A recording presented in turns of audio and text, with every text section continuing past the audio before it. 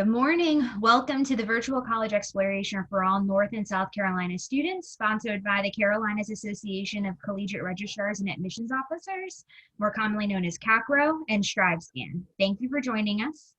A few housekeeping announcements before we get started. You can use the Q&A button on your screen to type your answers or to type your questions to our presenters at any time.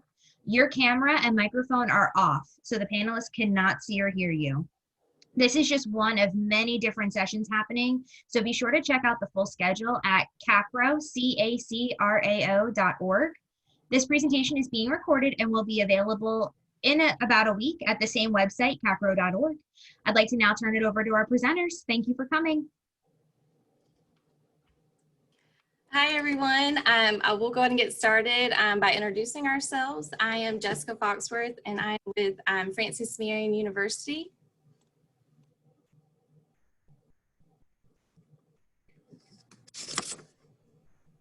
Hi, everybody. My name is Kelly Barnett. I am the Director of Admission at Lenoir-Rhyne University.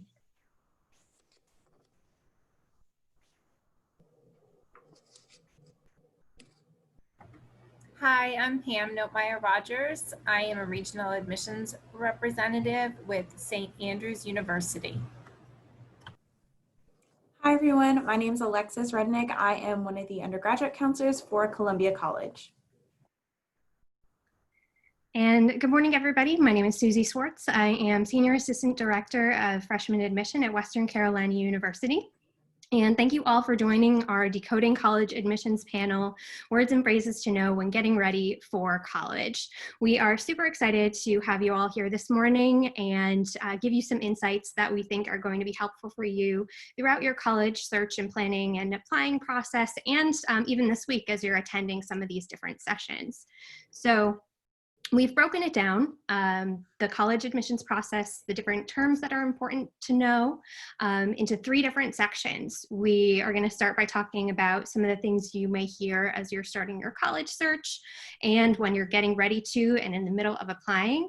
Then we're going to talk a little bit about the financial aid process and some words and phrases and abbreviations that you may hear over the course of that time. And then we will talk about some of the things that you'll hear when you are really just narrowing down your college choices, getting ready to choose your college that you want to attend, and just getting started there after you graduate from high school. So I'll turn it over to Jessica to start us off. Awesome. Thank you. Hi, everyone. Thank you for joining this morning. Just to remind you that we will be taking questions at the end. So if you have any, just put them in the Q&A box and we'll get to them. So to get started with our Decoding College Admissions session today, I want to start by mentioning a few terms that are important as you begin your college search. It's always a great idea to do some research or homework of the colleges you may be interested in to see what majors they offer, scholarship opportunities, open house dates, etc. With so many colleges and universities out there, it can be overwhelming for students who are preparing to graduate. And once you narrow down the schools that you are highly considering, it's definitely recommended that you visit those top schools, whether it be an open house or an individual campus visit tour or a virtual tour. So even as juniors, if you're listening in, definitely go ahead and get a head start and visit those schools. So the 2 visits are different. Generally, colleges and universities offer at least 1 open house in the fall and the spring. Many schools will have more than 1 open house. They are usually on the weekend, which is convenient for students, but each school would vary how many dates they have and offer. Like for Francis Marion, we usually offer 3 in the fall and 3 in the spring. But with an open house, colleges really showcase what their institution has to offer, including information on various majors. You'll get to tour the campus. You'll get to hear from students and faculty and staff, and really learn about financial aid, housing, scholarship opportunities. So, and usually they will provide breakfast and or lunch, but open house is a really more in-depth college visit experience. With an individual tour or campus visit, it's more one-on-one. Usually the tour is led by a college student or admissions counselor, and then tours are offered throughout the week, usually at various times, depending on the school. With college visits, they play an important role in the admissions process. So it really allows students to get a feel for that, feel for the atmosphere and whether or not it will be a good fit for you. So once students kind of have an idea of the schools that they want to apply to, it's important to be aware of certain admissions deadlines. A few terms you may hear during the application process is early action, which is when students apply early and receive a decision well in advance of the institution's regular response date. Applications are typically due by November. So with early decision, students make a commitment to a first choice institution where if admitted, they will definitely enroll. So it is considered a binding commitment, and at that point, you withdraw all other applications. So both the application deadline and decision occur early. With regular decision, that simply means that students submit an application by a specified date and receive a decision in a clearly stated period of time. With rolling admissions, that's when institutions review applications as they are submitted and render admissions decisions throughout the year. That's what FMU does. We do rolling admissions. And with regular decision and early action and rolling admissions, students are not restricted from applying to other institutions and have until generally May 1st to consider their options and confirm enrollment. So when applying to colleges, you may also come across the terms test optional and test waiver. Some colleges and universities may not require ACT or SAT test scores as part of the admissions decision and process, so or application review. And if a student has a test optional admissions policy, that means that they allow all or some applicants to decide whether to submit ACT or SAT scores, so as part of their application. It's also important to remember that many schools that don't require scores for admission, they still consider them for merit scholarships. So when in doubt, just check with that school. Many schools are currently waiving test scores due to COVID, but standardized testing is still encouraged if possible to be considered for scholarship money. So now I will turn it over to Pam to discuss more admissions terms. Thank you. Hi, thank you. Again, this is Pam Notmeyer-Rogers with St. Andrews University. We're thrilled you're here today as well. The different types of standardized testing that you'll see obviously is ACT and SAT. Typically either or is accepted at schools. It's really going to be dependent upon what your preference is in terms of taking the tests. You know, again, it's advised that students take the test that they feel the most comfortable with. Some students feel the SAT is better suited for them over the ACT. So again, I think it's personal preference. When it comes to your transcripts, decisions can be made on unofficial, but it's really important that you get those official transcripts into the schools because that is how we kind of seal the deal, if you will, when it comes to admitting you to the college and making sure that you're administratively ready to start school. Application fee waivers, we do accept them. You need to check. We ask students to please check with their admissions offices for the institutions that they're applying to. But application days and certainly the free application days that happen in North and South Carolina are days where hopefully you'll be able to participate and you could submit then. And in terms of anything that has to do with dual credit and dual enrollment, those are really important to still consider doing. A lot of students are asking if we're still accepting those, which in fact all of the schools are. So if you're able to participate in those programs, please, we encourage you to continue to do so. It will strengthen your application as well when you're able to do that. Who is the registrar at the school? I think this is a term that a lot of students know from their high schools, but they also need to know who those folks are at the colleges in which they're applying. That is the person that is really kind of checking all the boxes and again, making sure that you're administratively ready to start school at the institution. So it's really important that everything gets submitted through the admissions office, and that registrar is more or less the gatekeeper of all of your student records. So again, they're very important in the process. The folks that you see on the screen this morning, we're your admissions and your enrollment counselors. We are your MVPs. And what I mean by that is we are here to support you through your process, whether we're regional like myself, who I go out and visit schools and colleges, high schools, and do college visits and things like that, one-on-ones with families, or the actual admissions counselors that are making decisions on your files in the offices. It's really important that we hear from the students that are interested in attending our institutions. We love talking to students. That's what we do all the time. So we want to talk to you. We want to talk to your parents, whoever is helping you make this decision.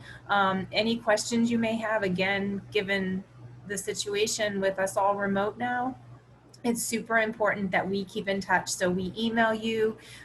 We love when students email us back, and we like to talk to you on the phone. So it's real important you keep in touch with us.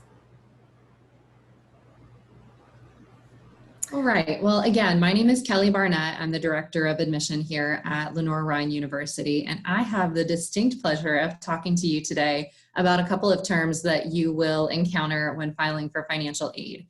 I'll start by saying I know that the financial aid process and paying for college tends to be probably the most stressful part of making your decision.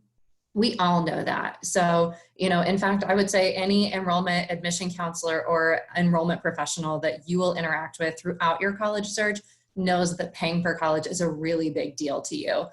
We are 100% on your team. And yes, we have to fill our class and, get you here. But at the same time, we know that this is a really important decision. And we want you to know, students, that you are in the driver's seat when it comes to your college search and your, financial aid process and all of that. So we are here at your service to help you. So we're going through a lot of terms today. And if you leave this session with a better understanding, we've done our jobs. You're not going to leave this session knowing absolutely everything.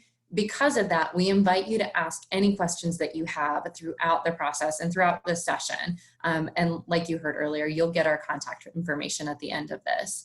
So you might have heard a little bit about the FAFSA. The FAFSA is the free application for federal student aid. And we all just call it the FAFSA and believe that everybody's going to know what we're talking about. So the FAFSA is actually a federal document.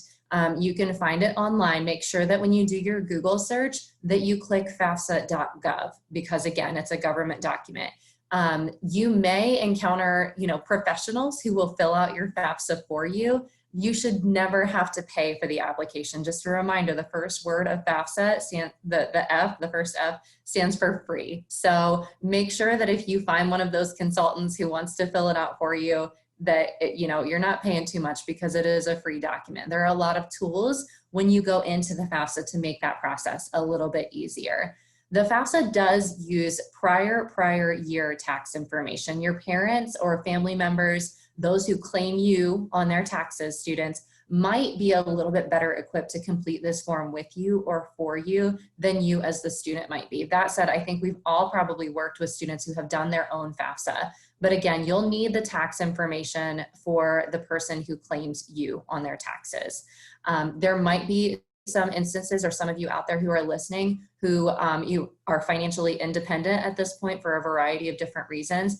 If that's the case, I really encourage you early on to reach out to your admission counselors at the schools that you're thinking about and let them know, so that we can get you extra support as you encounter the financial aid process, because Lord knows it is a little bit of a doozy.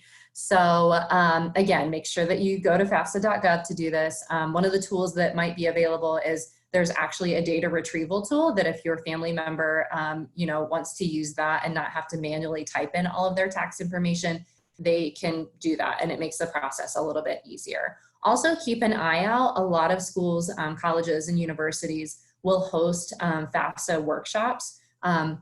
Likewise, your own high school might do that FAFSA workshop as well. Make sure that when you complete the FAFSA that you're completing the one for the upcoming academic year, which is 2021-2022. and not the academic year that we're currently in, which is 2020-2021. Juniors and sophomores, you get to wait a little bit before you have all of the fun of the FAFSA. This is just for students who are going to be rising first-year students in college at this point in time. And the FAFSA does go live in, I think, just 2 weeks on October 1st. You do not have to like beat the doors down and be one of the first people to file the FAFSA. You have a little bit of time. And I'll talk about that award letter. I'm actually going to skip over that for right now. I'm going to go straight to EFC.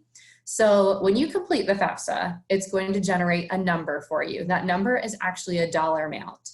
And that dollar amount is known as your EFC. And that's your expected family contribution. So basically what the FAFSA does is it takes all of your tax information and earnings and any property and assets that your family owns, and it plugs all of that information into a formula. And that formula creates this number, your EFC. So that's basically the dollar amount that our federal government says that your family should be able to contribute to your education. Also take into consideration that EFC will note whether you have other siblings who are in college. So a lot of times we get questions as admission professionals about, well, can I actually get a little bit of more money because, I have an older sibling who's in college right now too, and we might need a little bit of extra help. The FAFSA actually already takes that into consideration. So do know that. Also know that your EFC, that expected family contribution, is not necessarily the dollar amount that you should expect to pay for college. Some colleges and universities are fortunate that they will be able to what's called meet your need, and you will actually just pay that EFC amount out of pocket, and that's it. Most colleges and universities are not in that situation though, and just because you get a certain dollar amount at one institution doesn't mean that you can actually bank on that same dollar amount or same out-of-pocket cost at another institution. To allow you to better compare the cost of different colleges and universities that you're looking at, you'll get your award letter. So this is different too from just your scholarship offer that you might receive at the time of admission. So I know for us at Lenore-Rhine, when we admit a student, we automatically consider you for our scholarships. And when you're admitted, you get a little note that says, congrats, you're admitted. And also congratulations, you've qualified for $25,000 in merit scholarship, which is really exciting. But we always get questions from students like, well, that's great, that's a lot of money, but I might need a little bit more. So don't worry, your award letter will actually come to you for most of us, colleges and universities. It's going to be in the winter time or early spring. So at LR, we're trying to get those out either right before the holiday season or right after. But it might be as late as late February or March before you receive your award letter from all institutions that you're looking at. So on your award letter are going to be a lot of different, pieces of financial aid, and Pam will talk about those in just a second. But you should have, sometimes you'll see your EFC listed on there. You'll see all of the awards that you're eligible for. You'll also see the cost of that institution. So by subtraction, you can get to the bottom dollar amount of how much you would owe to go to that institution. So those are the three terms that I have to talk about. But again, just as a reminder, as I wrap up my piece of this, we're here to help. So at any point in this process, if you have questions, contact us, contact our colleagues, and we're happy to walk through this as many times as you need. All right, Pam, I'll turn it over to you. Great. I can pick up on the loans and the free money then. So those are things that we like to talk about, or not so much. So loans are part of your financial aid award letter. Once you've received merit money, typically from the admissions office, which is usually based on GPA and maybe something you've done at school, you would then have that would be put on the award letter. And then the other things that you would need to consider are some of your student loans, as well as any parent loans, any additional private loans.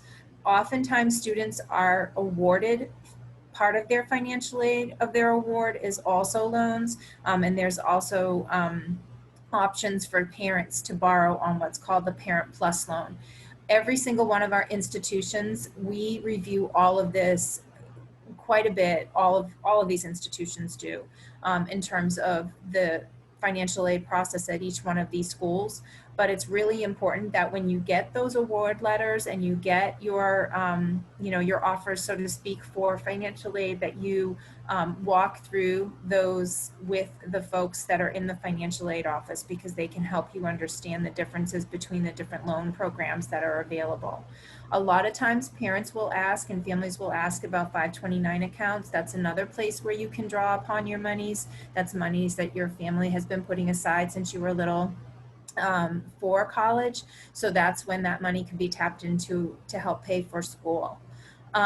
As far as any additional free money that you may get in terms of grants and scholarships, those are considered outside scholarships. So that's after the institution has awarded the money that you're eligible for. You can go out on so many different websites, everything from, if you're left-handed, there are scholarships available. If you have curly red hair, there is scholarships available. If you play the harmonica, there are scholarships available. Not to mention that within your church groups, the VFW, I can think of a lot of different organizations, Boy Scouts, Girl Scouts of America, Chick-fil-A, employers, a lot of those places have scholarship money available. And oftentimes students just have to write an essay.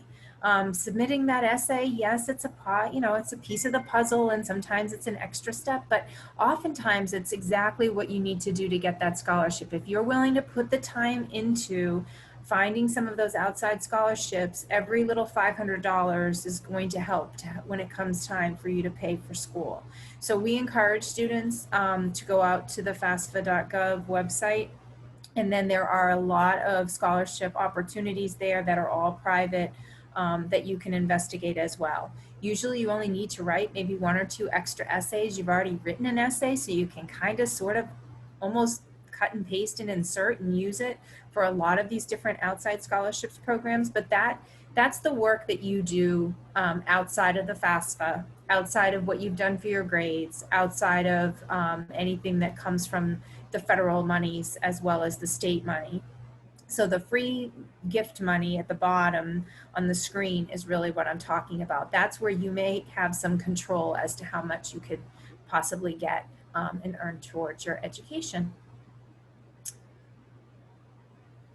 So some of the other things that are super important when you finally make that decision and you say, I'm going to go to XYZ college, this is my choice, I have to be here. It's really important that as soon as you make that decision that you submit your housing contract, your enrollment fee, because for all of our institutions, even though we're remote in a lot of cases and we're doing all sorts of different things on campus, it's going to be super important that you're counted as early as possible for housing, and that we know that you're attending in the fall. So again, it's really important that you do that as soon as you've made that decision. You can check the box. A lot of students do that in March, April, May being obviously the deadline, but we try to really encourage students to do it as quickly as possible. Some schools have orientation fees. It's important that you submit that so that you can participate, and you definitely want to get to some of the very first orientations that the school of your choice is offering, because that allows you to plan your classes, be pre-registered, have your schedule, know what your fall semester is going to look like, and then everything is kind of tied up with a bow. So again, that's really important that those first 3 things on the screen you see are handled. Once you make the decision, there's no reason to hesitate. You just kind of check those boxes. You're going to be assigned an advisor, or either an advisor that's going to help you through the enrollment process beyond the folks that you see here, or you're also going to have an academic advisor, and that person is going to help you pick your classes. They're going to guide you through the process of your major and make sure that you're taking the classes that you need to. They're going to be your coach and kind of the handoff from the admissions department, so that's going to be the person that you'll be going to kind of going forward for anything you need academically. And then probably the most important thing is what I said on the slide that I spoke on before about the registrar. We need your final transcript, and we need to make sure that you really officially did graduate from high school, which means that in May and June, we are going to be calling you saying, we need your transcript, we need your transcript, we need the final. So it's really important that even though you said, I've already submitted it and been accepted, well, it's really important that we get the final from the high school, because that's what goes into your permanent record. Yeah. Thanks, Pam. And Alexis and I are going to kind of break down a little bit just this process a little bit more, because it's kind of overwhelming, you know, going into the final college selection process. As Pam mentioned, a lot of schools have these different steps. Alexis, do you want to talk a little bit about kind of the differences between some of these fees that you might submit, and how that differs from like your application fee and maybe some other fees that you owe? Yeah, absolutely. So kind of as Pam had mentioned with the deposit or matriculation fee, a lot of institutions might claim that, or label it as like a confirmation deposit, an enrollment fee, enrollment deposit. And some of these institutions do have deadlines to make your decision. Some just have refundable deadlines if institutions are like rolling admissions. At Columbia College, we have rolling admissions, so we just have the deadline of May 1st for the refundable, but we will take students all throughout the summer and everything. With that, this is really just letting us know that you want to attend our institution. So this is the fun part. It really starts to open up and unlock everything as a student. So I like to think of it as like a video game. And so this is the level that you get to, again, decide and really pick your institution. So this does go towards your tuition. Some institutions split it up between tuition as well as housing. It really just depends, but definitely ask, and your admissions counselor will definitely be able to walk you through that. Next is orientation. So after you submit that deposit, this does unlock your orientation information. So orientation is really the opportunity for students to really get to meet other incoming students and meet other families. This can happen typically early to midsummer. It is an on-campus event or sometimes virtual, as you can see with COVID now. Sometimes institutions will do an overnight orientation, a weekend orientation, or just a one-day event. And with that typical overnight or weekend, that's where you'll see an orientation fee. And that fee typically covers your food, and you do get to stay in the dorm overnight. So that does cover some cleaning costs as well with that. It is your final wrap up. So this is typically where you get to register for classes, which Susie's going to talk about in a second. You get to submit your last minute documents such as immunization records or any financial aid documents. But this is the fun part where you'll get to select your classes and meet your advisor. So Susie, do you want to go ahead and depth in more in that? Yeah, sure. Thanks, Alexis. So as far as the whole getting ready to start college process, there are those other steps. You're going to hear terms like, as Pam mentioned, the pre-registration or registration. And basically what these steps are to get you started in college and actually get you formally enrolled. So this is totally separate from your college application process. This is once you've been admitted, once you have really chosen your school and said, I'm going to this school and I'm super excited about it, and you're getting ready for all that stuff like orientation. So some schools may need you to fill out a form called pre-registration. Not every school has it. Western Carolina does, where you basically fill out a form indicating these are the classes I'm most interested in, this is the major that I'm interested in, and this is what my schedule is like, so that it helps your advisor with helping you build your schedule. Sometimes you just go straight to the registration process where you log in and you actually select the classes, select the time slots. There's going to be different sections of classes that you can choose from. And a lot of it is kind of, it's a lot of new information as far as how you register for a class. So you're going to have that person, that advisor, walking you through that. They're there for you all 4 years. They're there to answer any questions that you have. They'll be there in addition to your advisor within your major, but this is the person who academically can help you along the way as far as choosing a major, which classes to take, what do I have left, what shouldn't I take, that sort of thing. So they're there as your support person. And as far as that goes, they are separate from your admissions counselor. So we're the people who help you get started with that process. We're walking you through all the way up through the end of your senior year and when you're getting ready to start at whichever school you choose. But then your academic advisor is the one who's going to be your main support as far as choosing classes and next steps and things like that. And then, of course, as Pam mentioned, one of the last steps is really that graduation transcript. So we need your school to send us your transcript saying, I graduated on this date.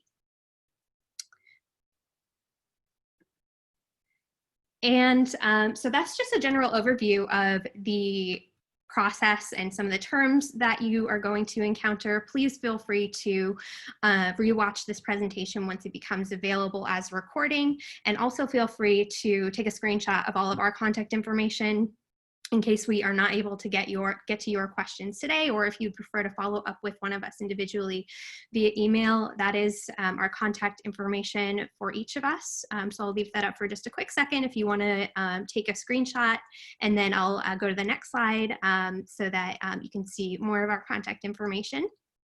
But again, please feel free to reach out if there's something that we're not able to answer today, or if you have specific questions, follow-up questions about anything we talk about. Okay, and I'll just leave our contact information up there for another moment. And then we will get started with questions. So please feel free to ask any questions in the Q&A. We're happy to go back to any slides as well that share some of those terms if you wanted to ask about any of that. So that's the last of our contact information. But we would like to thank you for coming to our session today. We're glad that you took the time out of your morning to learn a little bit more about just some keywords and phrases. And the different processes involved in that. So I'm going to get started. I'll read out the questions in the Q&A to the panelists. Okay, so first question, what does test optional mean for your school? Is it basically explaining what test optional means, or we also mentioned the term testing waiver? I can take this first, if that's okay. So, so test optional truly is test optional. We know at colleges and universities that COVID-19 has really impacted a lot of students and has prevented you from taking the test at all, or taking it, the number of times that you might have otherwise to get the score that you received. Many of us actually had to sign something from our national organization that said that we would not hold students accountable, essentially, or take any opportunities away from them based upon, their not being able to submit a test score. So I know many colleges and universities, potentially not every single one that's on your list. So you should ask schools when you apply, if it will be basically the same scholarship amount whether you submit scores or not. Again, I know at LR, we're looking at a financial aid policy that would basically, we call it do no harm to a student. So if you submit test scores to us and it brings your scholarship down, we actually won't use those. If you don't submit scores to us, obviously it wouldn't bring your scholarship down. So we're trying to proactively make decisions that will truly make this a neutral move. For students to not submit scores because, again, either you haven't been able to take the test or you weren't able to get the score that you wanted. So yes, for most schools, it really is a neutral decision whether you submit or don't submit those scores. But again, you can always contact the admission enrollment counselors at the schools that you're thinking about applying to double check with them on how that particular institution is handling test optional. So I don't know if anybody else wants to add to that.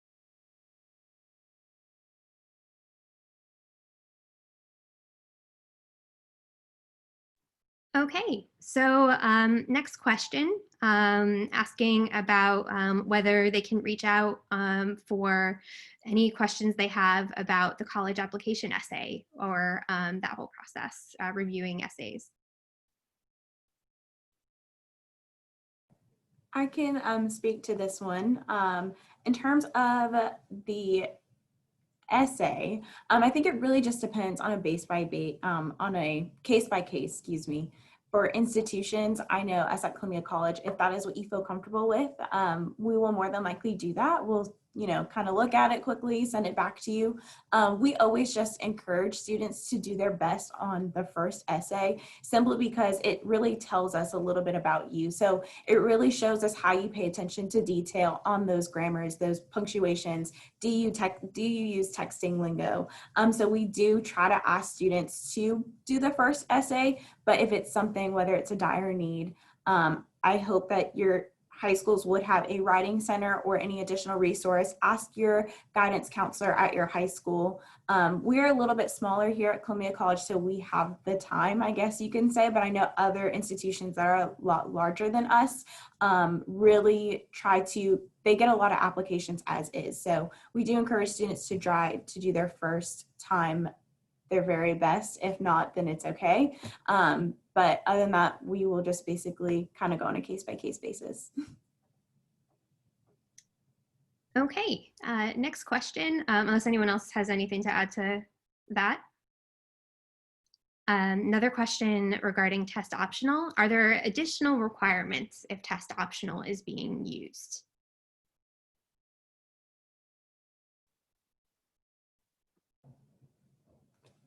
Good question. I would say, Kelly, since you kind of talked a little bit about test optional, do you want to kind of go over this one again? Yeah, absolutely. So again, I really think the answer to this question depends on the schools that you're thinking about.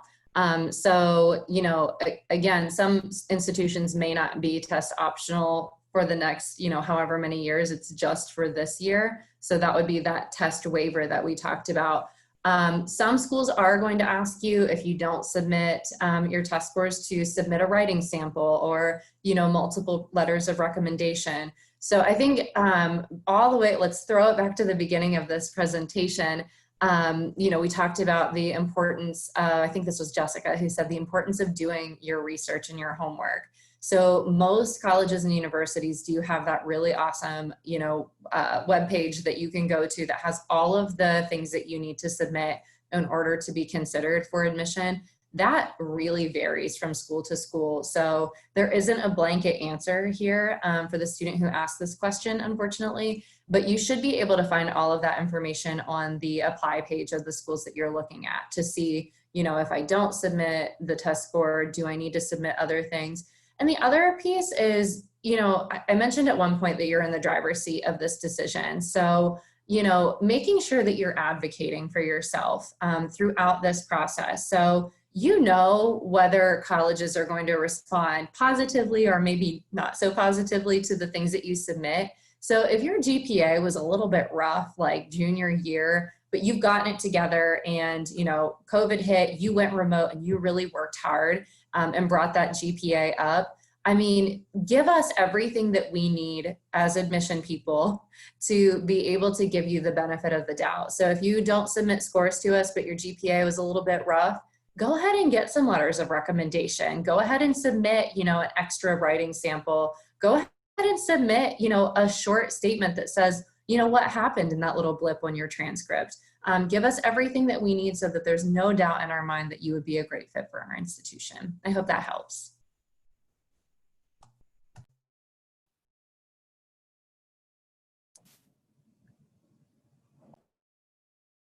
Are there any other questions, or does anyone want to add to any of the questions that have been asked so far?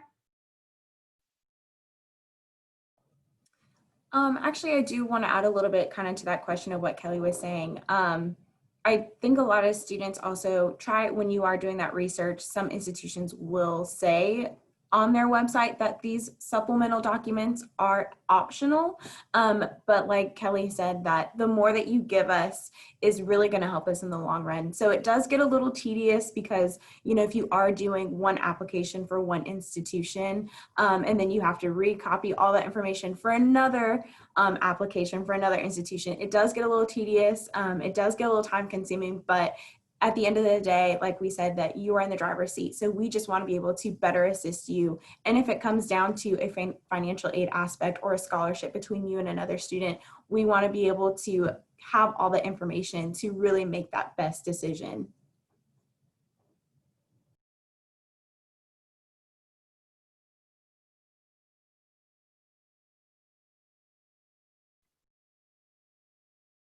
Okay, does anyone else have questions for us? And again, please feel free to give us a call or send us an email. All of our, in addition to all of our contact information on these slides, we have our admissions website. So again, please feel free to take a screenshot or photo of these slides here and reach out to us after the presentation as well.